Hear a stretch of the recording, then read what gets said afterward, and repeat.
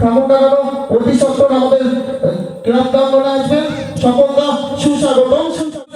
সকল অনুষ্ঠানের শুভ সূচনা করার জন্য অনুরোধ জানাবো আমাদের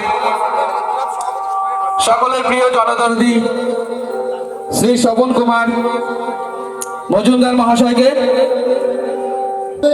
আমাদের সুকান্ত স্টার ক্লাবের প্রাঙ্গণে আসবেন।